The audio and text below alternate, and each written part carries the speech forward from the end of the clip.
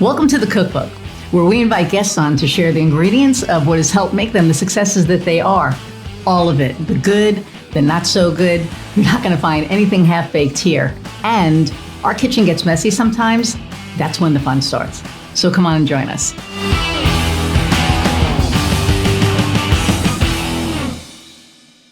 Hey everybody, and welcome to another episode of the Cookbook. I'm your host, Iris Goldfeder, and I am so freaking excited about my guest today. Okay, so I know I always say I'm excited, but I am so excited today. So Lauren and Megan and I met, I don't know, maybe a few weeks ago, a month ago, and we knew that we were going to be probably friends forever. We're all into the same stuff, and they have this amazing book, and they have this amazing program, and they're just freaking amazing. Before we start, click like, share, subscribe, review when you're done. If there's something that speaks to you, because I know that there's somebody out there that gets something from every episode, don't be shy. Put it in the comments. All right. Now, without further ado, let's meet Lauren Meghan. Hi. Hey there. Hi. Thank you for having us today. Oh, are you kidding me? This is I've been looking forward to this all week. Oh, yeah. They're coming on. It's this week. So, yeah. Well, because we had such a great conversation and connection really last time. So it was just actually I should probably move this because I'm all the way back here. But I'm also going to explain to y'all who are watching and not listening. This is a 3 screen podcast today. So if you're used to Sports Center, which Megan is not, but if you're used to Sports Center, I kind of feel like I should be cursing at one of the players, but we're not going to do that today. Well, maybe, who knows? But Megan won't be. So thank you so much for joining me. I'm so excited about this because last time we talked about all things woo, and right before this. We were talking about all the crystals that I got from my friend Sherry. Uh-huh. And they're you should be floating. And maybe I am, I don't know. But I was showing all the different, crystals and my whole desk is just filled with them. So that's probably what you're all feeling. But so tell us about you. Tell the audience who you are, what you do, how you do it, all the good things. I'm just going to sit here, shut up, and drink my ginger ale. Canada Dry, if you want to sponsor us. Okay, go ahead. I have no sponsors. Go ahead. I'm drinking Taylor's tea if you want to sponsor us. Taylor Swift's tea? Is it Taylor? Because that would be a great sponsor for me. Wouldn't that be? Yeah. No. Oh, my God. I don't know what I would do. I would be Taylor Swift is, but we would fall over.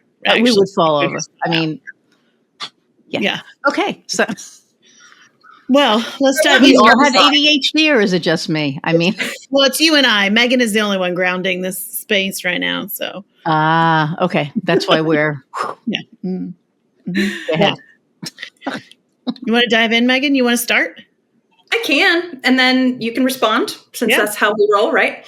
So there's a lot of ways we can talk about who we are and what we're up to in the world, but I think the easiest way to start that conversation is we are 2 brilliant, imperfect humans who have been seeking and learning and growing toward a sense of purpose and a sense of impact and well-being our whole lives. And at this point, we have put together a book, which we're really excited about, and a body of work that was the support we couldn't find in the world, that integrated the whole self, meaning the kind of deeper archetypal truth that we have found in human design, the body wisdom, which is where our intuition lives through somatics and nervous system regulation, through applied neuroscience, and also just our spiritual nature reclaimed through a way of life rather than a way of performing. We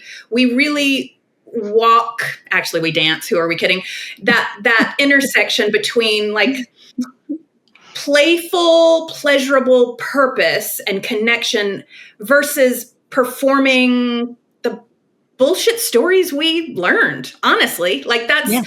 that's where we needed to do our own work, and where we really want to support people, because seeing our patterns is one thing, but choosing another way takes not only courage and determination, but actual tools to regulate our nervous system, because it's terrifying.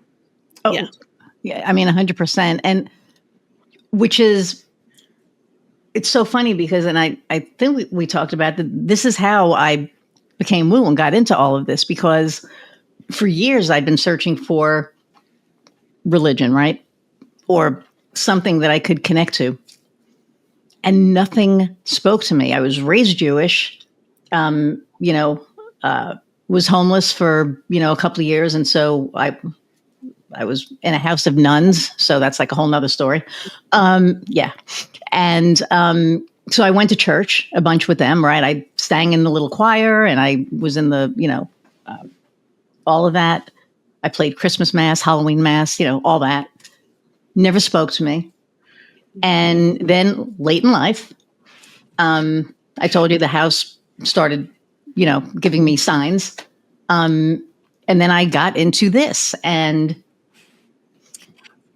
this is the most grounding, heartfelt practice that I've come across. Yeah. And it speaks to my soul. It like just right here. And it's funny, you talk about energy. I'm feeling your energy. And that's the second time that happened, because the first time it happened was with my friend Nancy. But I'm feeling it. Yeah. I think we do, right? Like, that's the thing that Megan and I found as we were in our early professional careers as coaches and practitioners. Our backgrounds are similar but different, but both of us were seeking something deeper. And for me, that journey took me into vibrational medicine or energy medicine first. And so, and what's funny about that is, like, my very first class, I went because I wanted to learn the modality. It was a modality that helped with ADD and learning differences. And my kiddo had both. And so I wanted to go learn this modality. But at the time, I did not believe in any of the woos, right? None of the woos. And so I get to my first class, and I'm sitting there, and she starts talking about energy medicine. And I'm like, no, and I look around the room, and everybody in there is nodding along like they've heard of this. And I was like, what? How did I get here in the middle of all of the woo? And I don't really believe in the woo, but I'm like registered now. I'm taking the class, so it's like I kind of back to my. You were guided there. I totally was. Mean, right? Yeah, I was plopped down in there because if it had been a choice, I wouldn't have gone. Right. So, right. So that was my first introduction to the concept that you can work with energy fields and help shift life patterns or emotional patterns or mental patterns in people's lives. And then for years I practiced that and saw these people come in with the whole gamut of symptoms, anxiety, depression, ADD, ADHD, and learning differences, and doing this work with them and seeing it literally change their lives. And every single time I was like, this shit is real. It would, every single time it blew my mind that it was real, and it still does. Right. So yeah. And the funny thing with that is my wife, she sees stuff happen. She's seen me manifest shit. Last year I wanted to be on stages, right? Speaking stages. I'm speaking at by the time this airs, I've spoken at the Women in Steel conference in Indianapolis in front of 600 people. Yes. Yes. Yep. I'm speaking at the chamber called out of nowhere. And they were like, hey, we're doing the expo. Would you speak on marketing? Sure. I'm speaking at another conference in November. So, and I've manifested money too. So, and, she sees it, and, I'm like, and we had this conversation. She's a Catholic girl, right? Now she's like, so you'll appreciate this. 2 weeks ago, she was going through some stuff at work, and she's like, I think I need some rocks. And I said, okay. Because she'll be like, you have more rocks that came in the mail, and I'm like, they're crystals. She's like, yeah, but they're still rocks. So anyway. They're fancy rocks. I said, so what is it that you're looking for? And she told me, and I, gave her a couple of crystals. And she's like, you can't it works. Yeah. And before she did that, though, I think the impetus for her asking me was because she sees that it works. She sees that I put something out to the universe and it just happens. And, and I look at her, I'm like, you can't make this shit up. She's like, you really can't. She's like, you just really can't.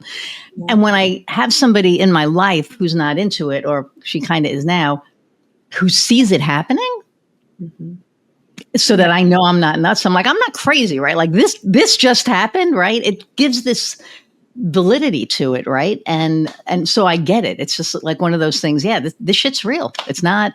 Yeah. So Iris, I would say that is a beautiful example of what we call embodied leadership, right? You're not out there telling people what they need to do. You're living it as a compelling example. The way you're moving through your life will call the right people into curiosity and into their own alignment. And that is what I think is really undervalued in leadership conversations, like moving through the grocery store, how we interact with partners, children, family, friends. Like that's our greatest superpower. When we're being fully ourselves and aligned with what is meaningful and magical and true, that is leadership. Everything else is sprinkles on the cupcake. Like getting into these stages is the symptom of your leadership, right? Yes. Oh, I love that. The symptom of your and the thing is too, it's being authentic. And that's what I speak on, is being authentic, and whatever that looks like, right? Because when we are authentic, like everyone in my life now knows I am woo. And I joke around, say I came out as a witch, whatever. But it is a huge part of my life now. It's become part of who I am, because this is like my everyday. This is what helps drive me. If I'm having a hard day, I'll grab a black tourmaline. If if I have somebody's, energy and I know it's not mine, because I went to the mall and I came home and brought sticky energy. My friend Shoshana taught me a cutting exercise. So I, do that. And then I grab, my giant Labradorite and I just hold it. And I'm like, okay, do your thing. Yeah. Right. Because the beautiful things about that conversation now that we can have is that we now have the science.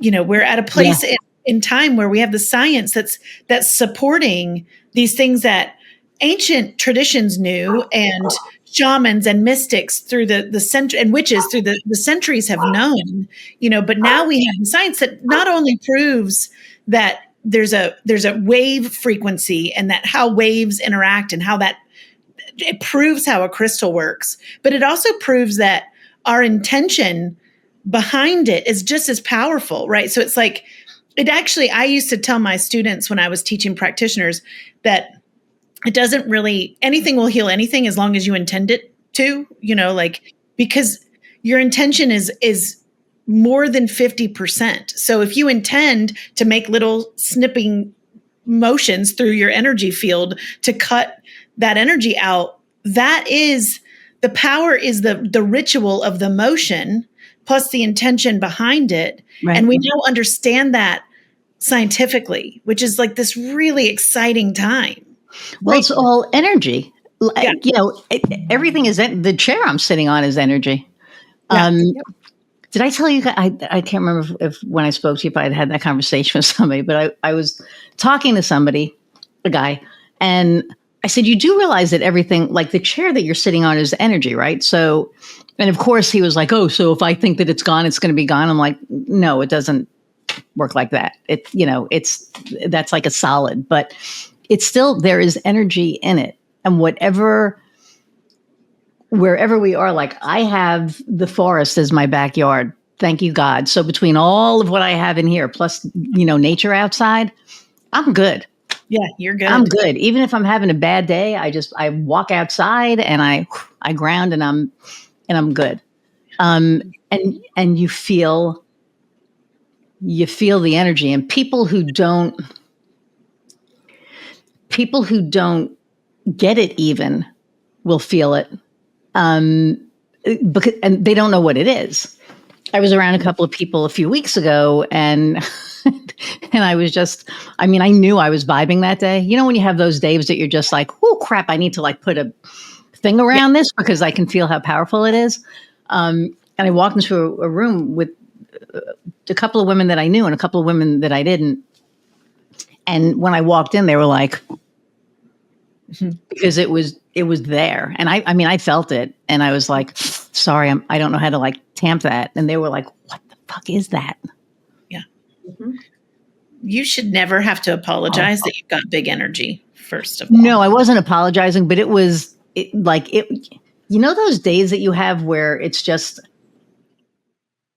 it's almost, I can't explain it, but it's like not too powerful, but you need to just kind of like control it a little bit more, because otherwise you're like really pushing your energy onto somebody else. And whether, you know, if it's good, that's great, but it's still without permission. So I try to like keep it in a little bubble. And if they're okay with it, then I'm like, okay, bubble, go away, whatever. But even with the bubble, they were like, what the hell? And I was like, oh shit. Okay. I was like, sorry, you know, it kind of is what it is, but I see what you mean about apologizing. But if they don't know what it is, you know, how do you explain that? Yeah. I think that's part of why we love human design is well, I can speak for me. It has really helped me understand how my energy interacts with others, looking at my type, looking at the different specific energy centers that are defined versus undefined. And it helps me be really like compassionately aware of my impact, compassionate towards myself, but also of others. I had a Reiki master years ago when I was doing that training, you know, one of my many woo adventures. And she said, you have big energy, Megan. Whatever you are feeling when you walk into a space, the room will feel. And it wasn't meant to blame or shame, but it as somebody who spent a lot of my life feeling invisible, it was new information. And so now, and then that was the first, and now I understand my design and I know a lot more about the surgical way my energy interacts with the world. But just that awareness helps me because, you know, I have a defined emotional center, for example. And if I'm having if I'm at the bottom of my emotional wave, having that deep, dark, shadowy alchemy, even if I'm really responsible, it's still pushing out into the world. And so being responsible with it helps, but I adapt, or I'll name it, or I'll, you know, I try to be really aware because I can't control that my energy is doing that, but I can be really mindful. And I think being mindful of impact is an intention that goes a long way in this world. Yeah. Oh, 100%. And I love that. I'm sorry, I can never picture you invisible. I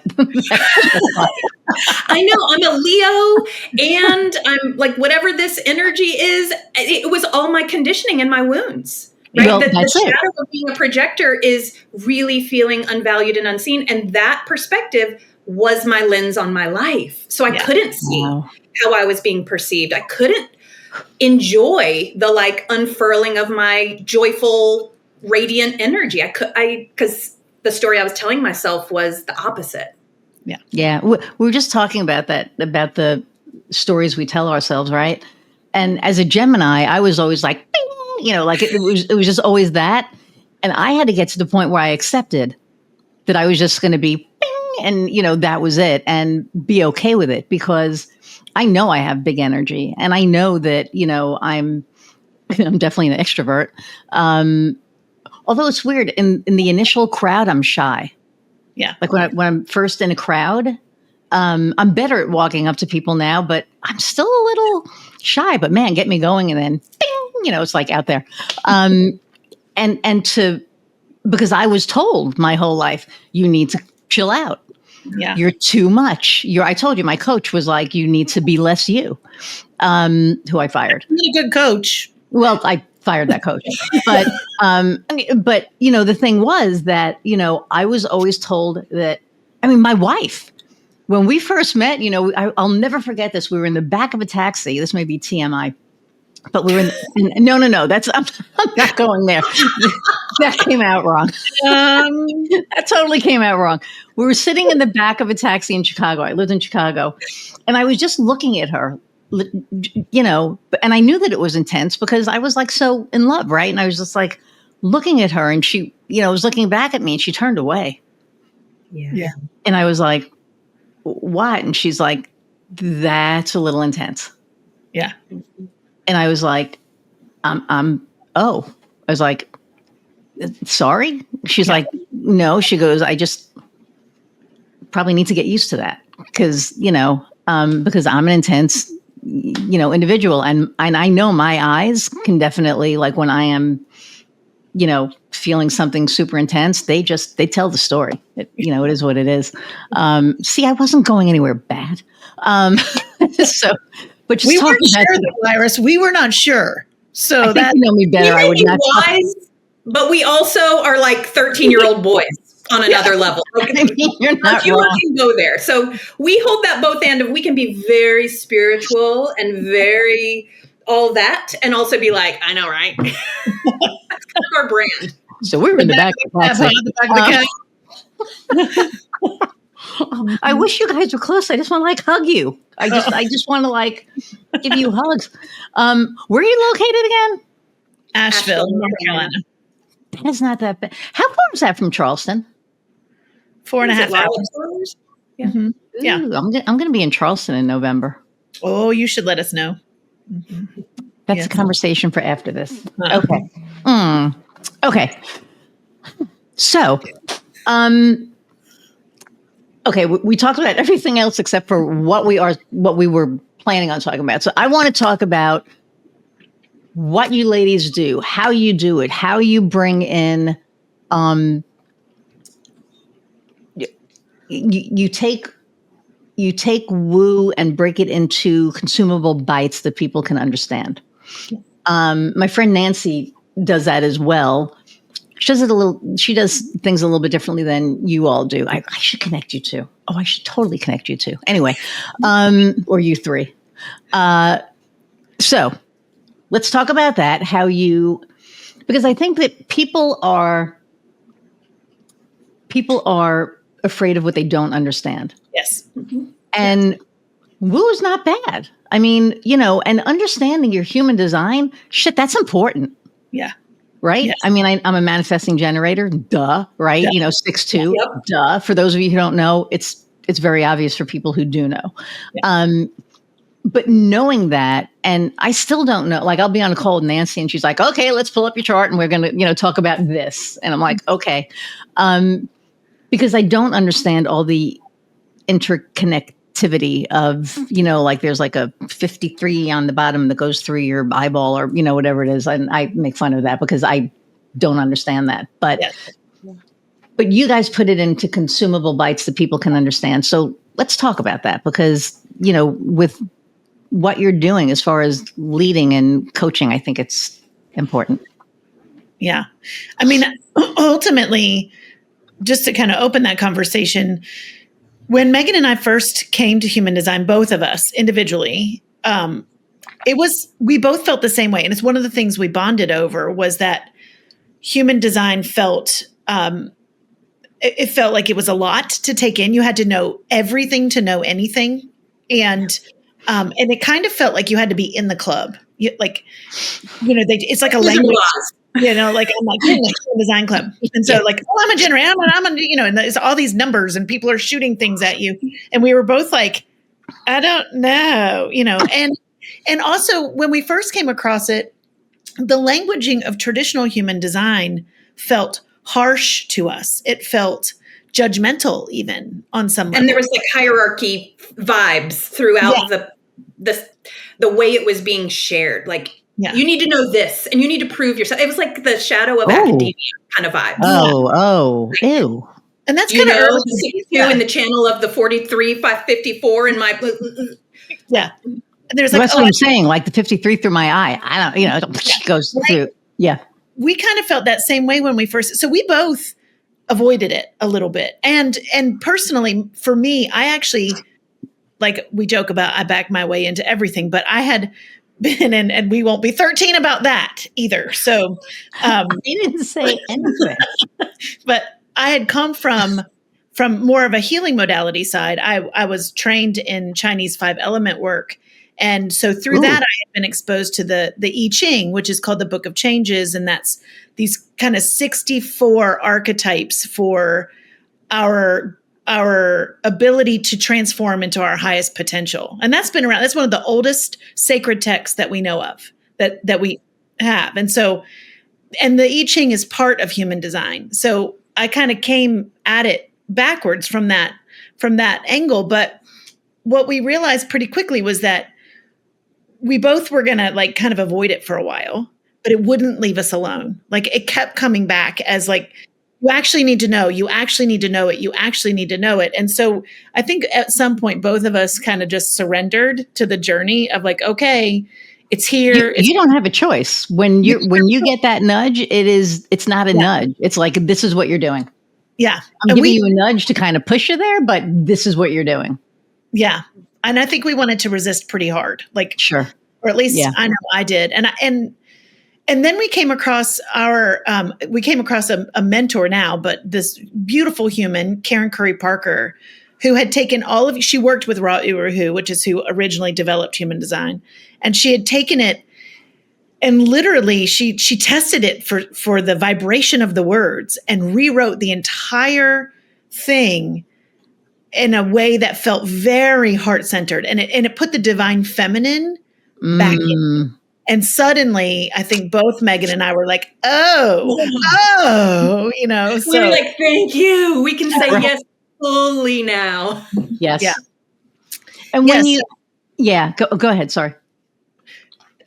You can ask your question. I lost my train of thought anyway. So that's how it works in here. And my hummingbird came. So I was like, wait a minute. It's not squirrel, it's hummingbird. I had somebody on who had ADHD. She's a client and we both have ADHD. And that is probably one of the best fucking episodes I've done because it is just like, we were like, what? So when when you're called, because it is a calling, right? I mean, yes, it's a nudge, but, and I joke and I'm like, you don't have a choice. You really don't. I think that when you're called and that's it. Yeah. And it's a matter of how you accept it and then what you do with it. Because I've seen people that were called and they're like, me, for instance, I was like, okay, I'm here. And I have a friend who's still struggling right now. And I can only guide so much because I'm a guide. Found that out. But there's only so much that you can do, right? Like you can say, okay, here it is. I'm not a teacher. I don't want to be a teacher. Let's just say that I probably am. I don't want to be right now, but we'll see what happens. And,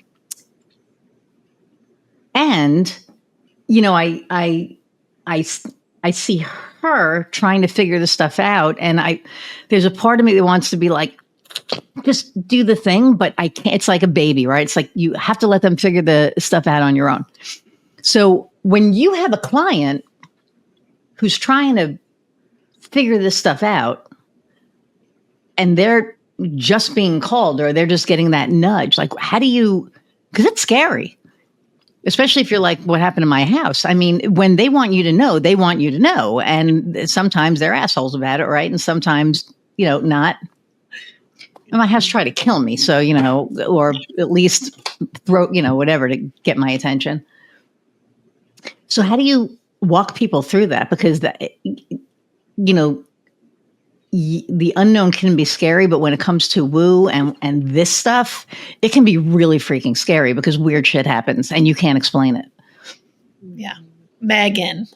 Energy is my first language. I'm, a good witch hiding in bougie attire. I think one of the things that really allowed my different worlds to merge professionally, because I was a psychotherapist, I would tell people about my applied neuroscience training, but over here I was like working with healers and getting shamanic training. And like, I was doing all this other closeted stuff. And when I got trained in somatics, in helping people learn the language of sensation. Explain what that is.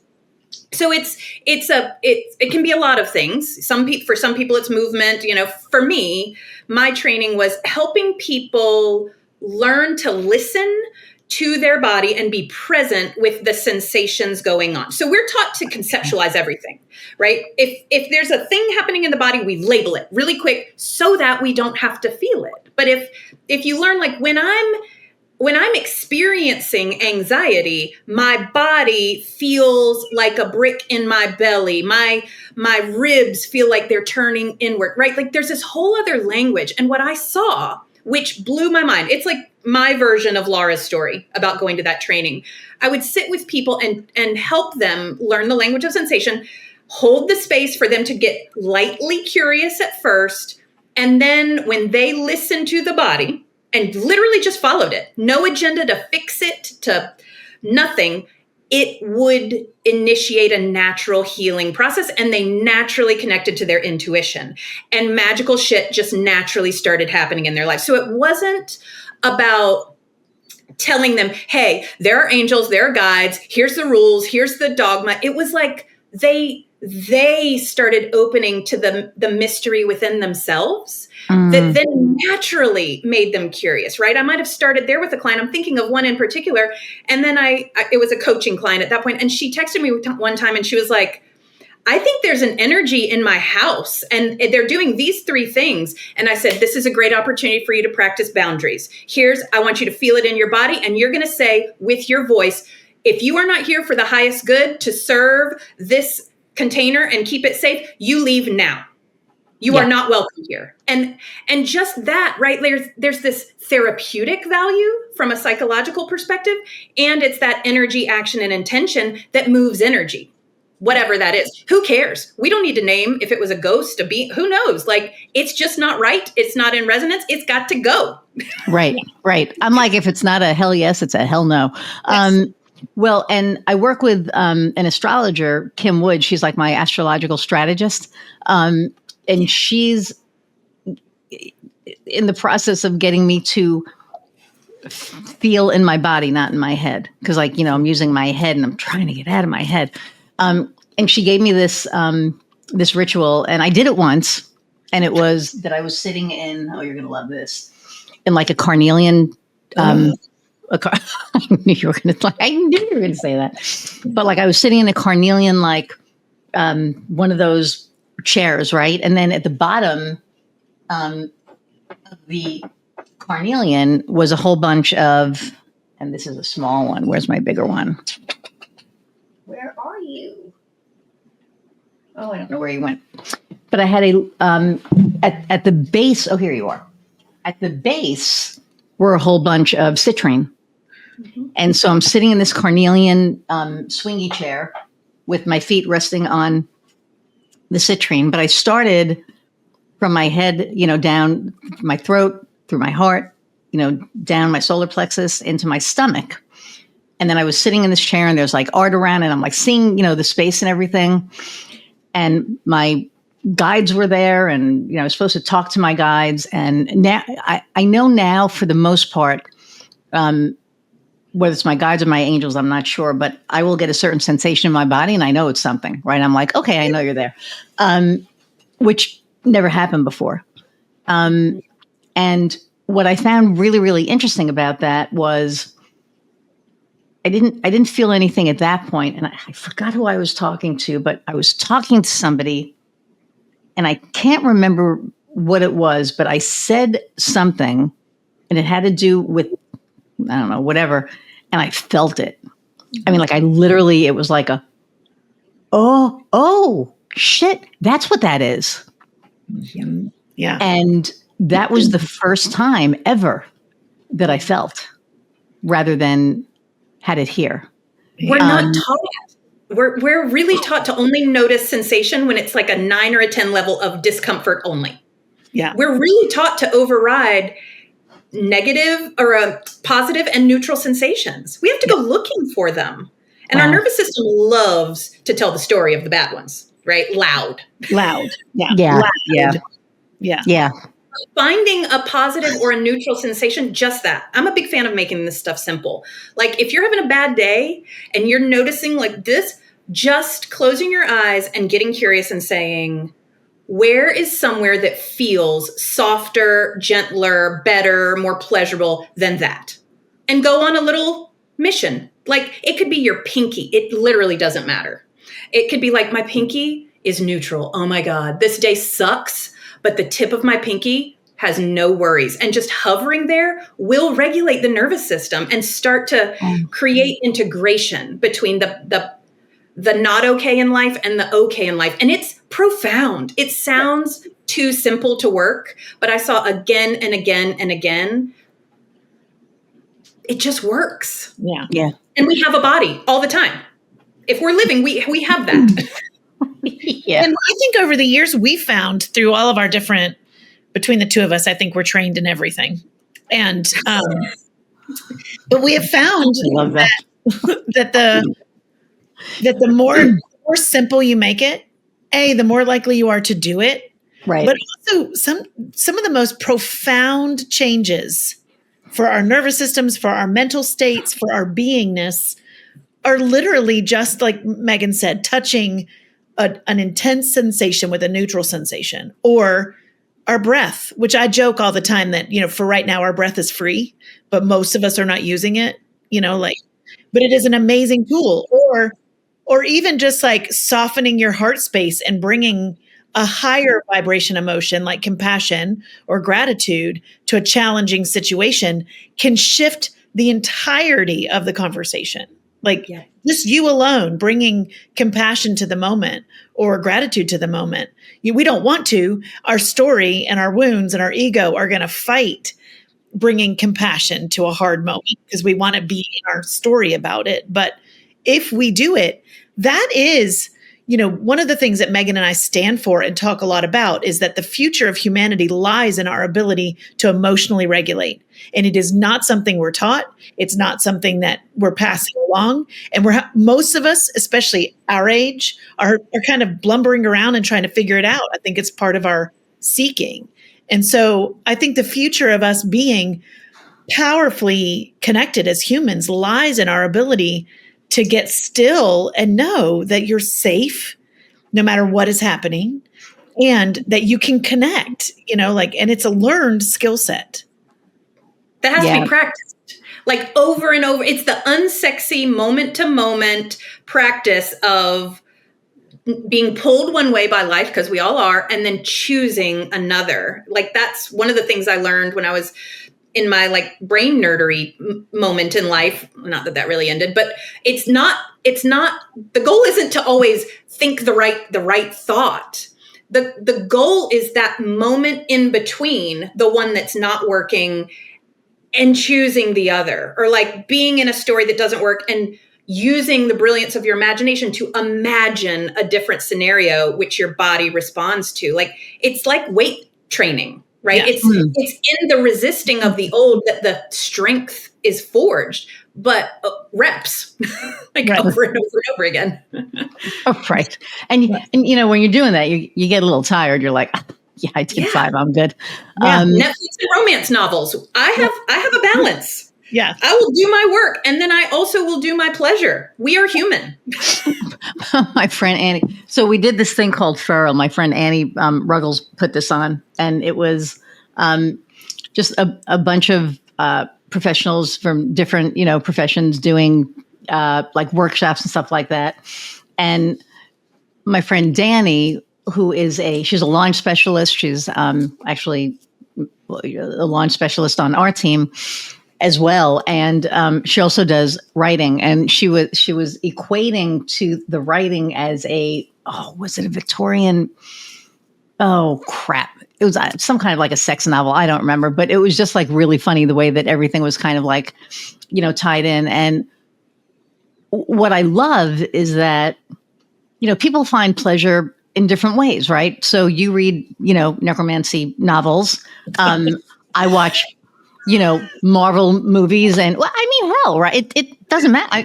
I watch, Agatha all along. Oh my God, my spirit animal. I downloaded the that's my ringtone is The Witch's Road. Yeah. You've never, Yes. You have not seen Agatha all along? No. It's on your list now. Partners. What the? Okay.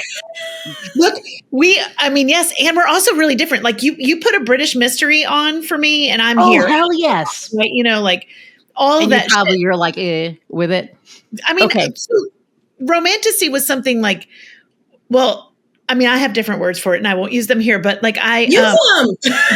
You gave you limits. I've always called it fairy porn. Right. And so, and I used to tell Megan every day, like, you've got to read this shit. And Megan was like, I only read personal growth books. I only did until Laura pecked and pecked and pecked and pecked at me. And she's like, you don't understand what you're missing.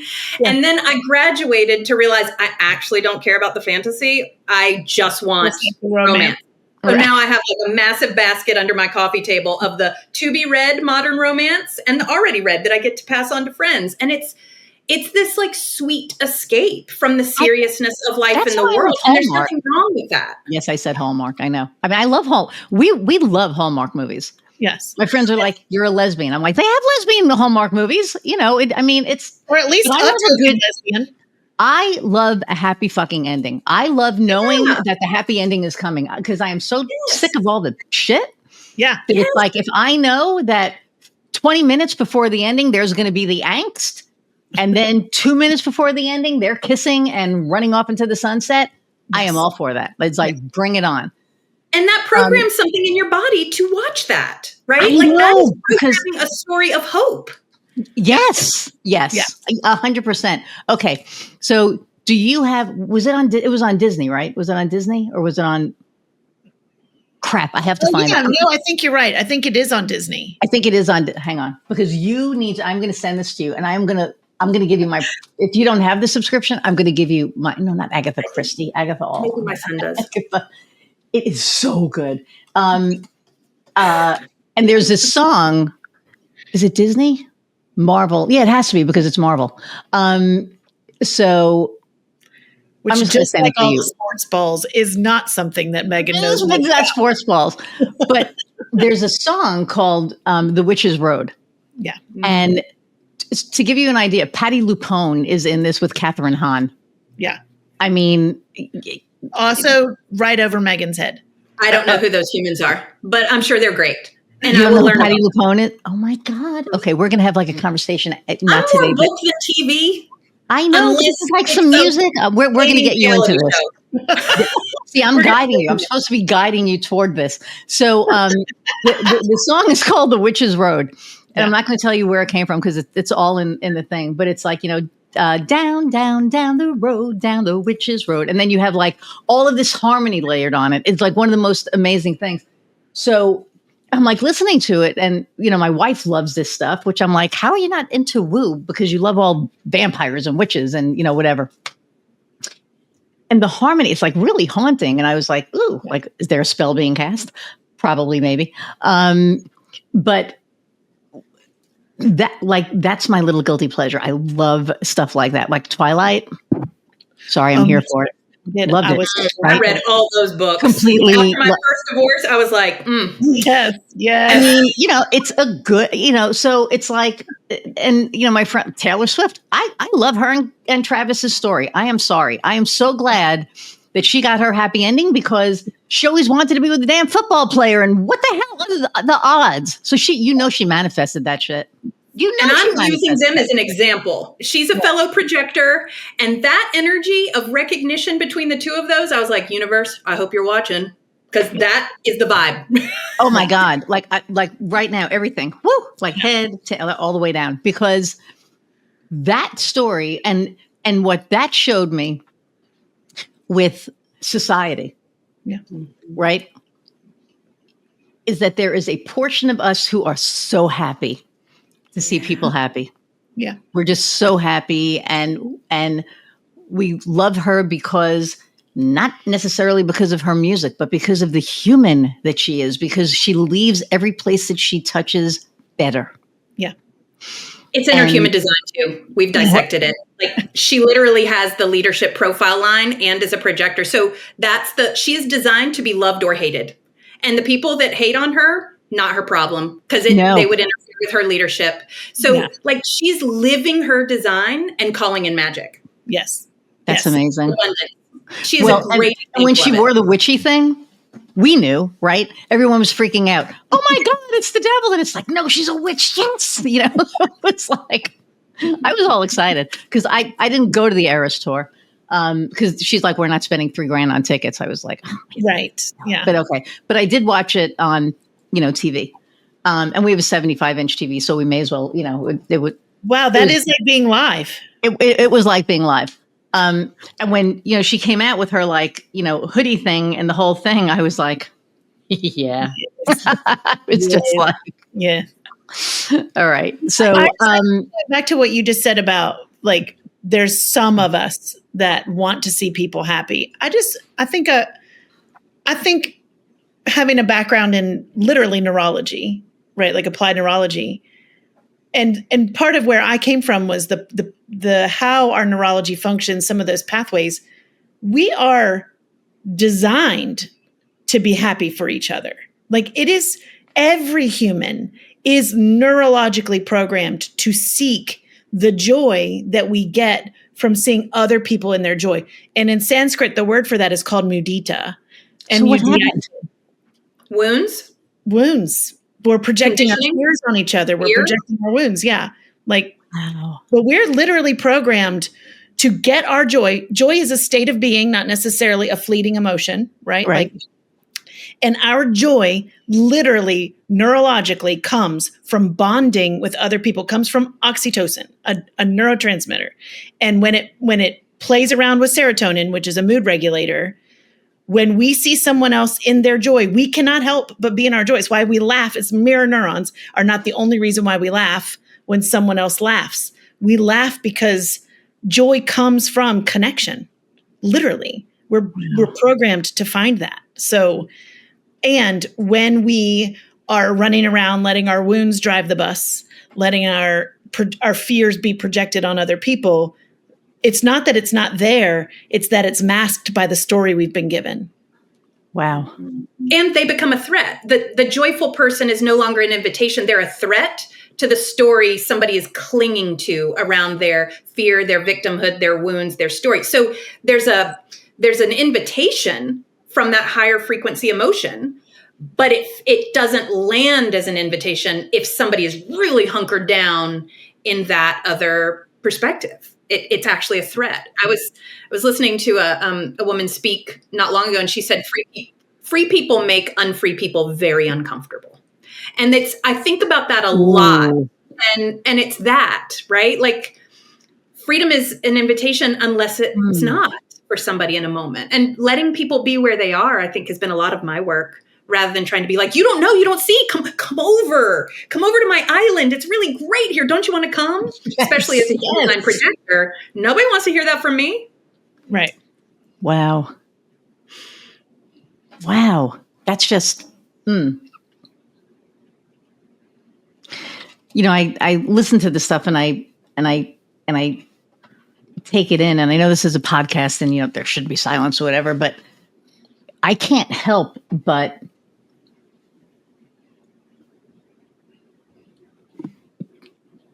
try to articulate like what you're saying is how it's making me feel, because I listen to, unfree people hate free people or are uncomfortable with free people. It's like, I have people saying, yes, I know, guess who's here? Hi, like literally right. Hello. Sorry. She's just like right in my window. Like I just fed you and she's happy. My hummingbird. Sorry, guys. Squirrel. But the saying, hurt people hurt people. Yeah. Yeah. And to me, no. I'm not okay with that, because hurt people should be the ones to help people because they understand what it's like to feel hurt. And, the hurt people thing, to me, it's like, no, hurt people don't hurt people. Assholes hurt people. Hurt people are stuck in their wound. And I have been hurt and I have been wounded. My family cannot believe that I did not grow up to be a serial killer because of all of the shit that I went through in my life. Yeah. Everyone on this podcast knows my grandfather molested me for a year when I was a kid. My mother left me when I was 15, to move in with her boyfriend in high school. I mean, abandonment, holy shit. Like, I'm the queen of abandonment issues. And I got through it. Yeah. Yeah. I still don't, I honestly don't know how, because there are some days when I think about it, it's like, how the hell did I overcome that? Yeah. Some therapy. I mean, I had therapists that I had to leave because I would tell them my story and they would cry. Yeah. Mm-hmm. I was like, no, I'm not paying you $100 a session for you to, no. I had, and I don't know if I told you, the best therapist in my life, who I think really was the one who got me to the point that I could forgive it all. Mm-hmm. And her name is Angie Michalak, and I am calling you out. She's up in Chicago.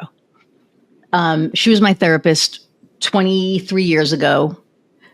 And then when COVID happened, I was having a really hard time with it. And it was like one of those self-fulfilled prophecies where I ended up in the hospital. I thought I was having a heart attack. And Heather had to leave me in the vestibule. She couldn't come in with me. And my biggest fear was that one of us was going to die alone. Mm. And after that, 2 hours later, they were like, okay, you can go home. And I was like, really? So she picked me up and I looked at her and I said, man, I just want to feel better. And she said, I'm really more worried about your mental health than your physical health.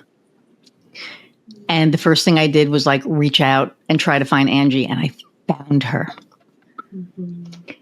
And she was like, oh my God, it's me, call me, and I called her. But what she did that no other therapist did was made me figure the shit out myself. And I would get so mad at her because I'd be like, how do I fix this? She's like, I don't know, Iris, how do you fix it? And I'm like, fuck you, I'm paying you. What do you mean? I don't, And then she would, and she called it my light bulb moment, because I would be like, oh, yeah. So a year and a half, 2 years of, got me through it. And, and there was this other woman that I worked with, Annie Ampira, and she was a quantum coach who helped me go back to my 7-year-old self and hug her and tell her that I cannot stop what's going to happen, but you're not alone. Yeah. Yeah. How healing was that? Yeah. Yeah. And I think that if people, I think there is, you're right. There's so many wounds in this world right now. And if people could go back and talk to their younger self, and it's a practice. It's not easy, but console wherever that happened, whether you were 7, because it all stems from our childhood, right? Something happened and people are like, oh, I have no trauma. I'm sorry. I can't imagine that that's true. Yeah. Everybody has to be, right? Everybody's got it. Yeah.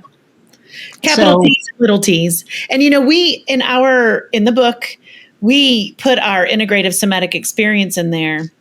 And that is the blend of all of these modalities that Meghan and I have learned. And we have found that through all of those things, if we put them together in this way, in this order, that we can really make change, right? And one of the modalities that we highly believe in is emotional freedom, or parts work, internal family systems, which is that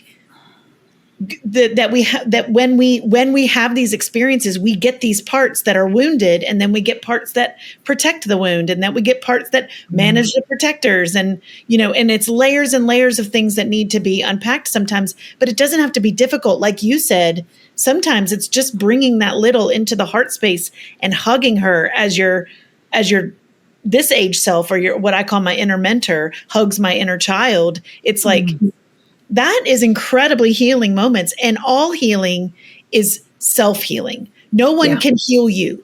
people can guide you, but you're the one doing the healing, right? So it's like so the integrative somatic experience is about you taking ownership and responsibility for your parts and the wounds that they might be having and the wounds they might be projecting.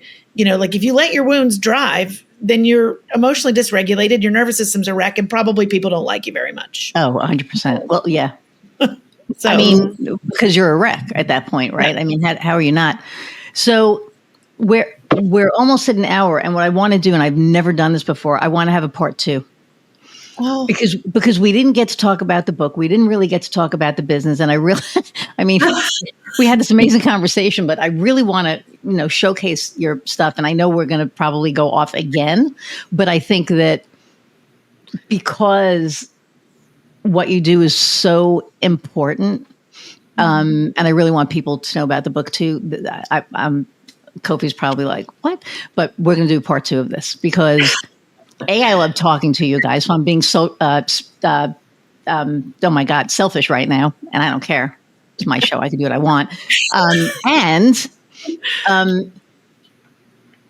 What you do is so important. And to get the message out to the masses, to get the message out to the people who need to hear it, I think is so important. Like I feel this entire time, I have felt this incredible energy. Like, and I'm aware of it. Like, I'm like, oh shit, okay, that's what that is. And that doesn't happen often. So if it can come through my screen, holy shit, people who can receive that. Yeah. So I think we need to do this twice. Iris, that's our dream. Thank you for the invitation. That's literally my strategy and my design type. But, you just offered a beautiful example of how somebody can transmute their wounds into service, who can do the courageous thing of looking toward what's asking for love and attention within, so that you're not just scattering reactivity in the world. And you just modeled that. And that is like, there is so much wounding in this world. There's so much injustice. And that we have tried our best to create a practical handbook that could support everybody. Because finding the tools is really hard. Like, we've been in the personal growth industry and we've had to spend a lot of money on shit to find the good stuff. And so to be able to give this to as many people as are ready to take responsibility for their lives, their energy, their stories, their wounds, and then move it, that's just like, that's the vision is for it to go like dandelion blowing in the wind. It's an accessible thing. You can buy a book and to be able to do the work and feel really supported and affirmed in the humanity of it, like that. Yeah. That's the reason. That's our why. That's our purpose and our embodied leadership with this thing. And I love that you shared that story to really illustrate it, because that's what it is. It doesn't, I mean, it's brave. I get, I always get emotional with it because that kid was so wounded. Yeah. She was so hurt and through it all. And the crazy thing about it is I never hated. I was angry, but I didn't know what I was angry at. Yeah. And I did really bad stuff because I was angry. But I was always kind, and I always loved, and I never lost my empathy and my compassion. And I think about that, and I know that it's my soul, and I know, the journey that I'm on. But, I look at myself now, 58 years later. I mean, I'm 65, and to be able to go back in my head, man, that timing is crazy. But to be able to go back in my head and know every single thing that happened to me, and it did happen to me, right? And that was the other thing, was getting through it wasn't my fault. Yeah. So going through all of that and seeing where the hell I landed, Yeah. to me is a miracle. I mean, it's a freaking miracle. And every day I'm grateful. Every single day, my wife and I, before we go to bed, we say 3 things that we're grateful for that happened today, because I recognize how lucky we are. Yeah. And the fact that I get to do this, I mean, I have my business, which is, amazing, but I get to do this and talk to people like you and meet people like you. Like, I just want to hang out with you like right now. So it's like, yes, that was healing, but for people who are listening to this right now, man, I encourage you, get the book. Hang on, I got to pull everything because everything just went away. But it's called Unstuck Yourself, and we are going to do another episode on it because we didn't talk about this, and I think it's really important. But it's about thriving beyond burnout, and we didn't really talk a lot about business this episode. And I'm actually okay with it because I let this do what it's supposed to do. And I guess it was supposed to just do what it did. And maybe that's introducing you to. Maybe that's... We always human first and business second anyway. That's kind of... we define purpose as a state of being and relationality and all of that. So people will feel us living the book and know if it's for them. If they're like, I kind of like the way those women feel, the book is what we do. Yes, 100%. How we be it. Yeah. And I love hanging out with you, so it worked out well. Okay, so we are at an hour plus, which I knew was going to happen. So we are going to do this again soon, but the book is called UnstuckYourselfBook.net. Their business is Embodied Leadership by Design. Are y'all on LinkedIn? Are we connected on LinkedIn? We have a profile that we don't tend to very much. That's the very transparent response. We exist. Okay. And we have an Instagram, Embodied Leadership by Design, that we are consistently inconsistent with. Okay. We don't love social media. We want to be doing things like this with humans. So there will be more. But if they go to our website, embodiedleadershipbydesign.com, they can find all sorts of goodies. There's a free type-specific burnout guide. They can find out about the book. They can find out about our podcast. There's all kinds of cool resources. So that's the playground to play on. Yes, we need to talk about your podcast too. Okay, so you're definitely going to be on again. We'll schedule that as soon as this thing is done. So thank you so much for literally hanging out with me and my audience. I just adore you guys. Like, this energy is, I think I have never had so many hummingbirds just come and hang out. Like, it's just literally hanging out, looking at, hi. They usually fly away and they're just like right there. So they're probably feeling the energy. Thank you for sharing yourselves and your energy and you today with me and my audience. The last question that I ask everybody, and now both of you have to answer it individually, is what lights your fire? Personal, professional, whatever. I mean, I'm just going to go with one that's kind of obvious in my world, but dance and music. Really, when I'm stuck or life feels overwhelming, that brings me such a visceral, embodied joy. And that's where Laura and I met. We met in the dance studio. So it's been a part of my life for a long time. I mean, not when I was a kid because I was awkward and not really connected with my body, but in my adult life, just, so that's really lighting me up. Yeah. Okay, cool. Let's see. I have lots of things that light me up. It's kind of my life, but right now, what's been really lighting me up is that I am in this thing called Asheville Beer Choir. And we meet every week and we have a show. We are actually singing The Witch's Road in our Halloween show. So, I know. Sorry. It's like, and I just I find myself looking forward to Thursday night all week. It just really brings there's community to it. It's relaxed. It doesn't matter if you can or cannot sing. She's amazing. She wrangles you somehow, and the community is amazing. And I just love to sing. I'm not great. I'm not bad, but I love it. So that's what's been right now. That's been the thing that's really centering me in joy. Awesome. Yeah. Thank you guys so much. I'm going to say goodbye, and then I'll be right back.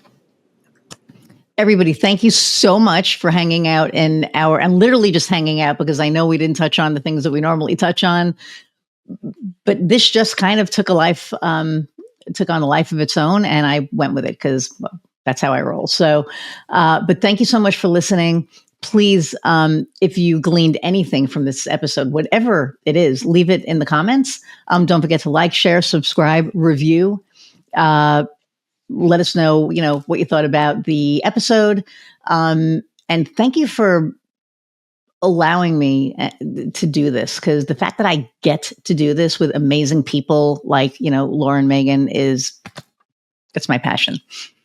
So thank you. I love you all. I adore you all. And until next time, go out and find what lights your fire. See ya.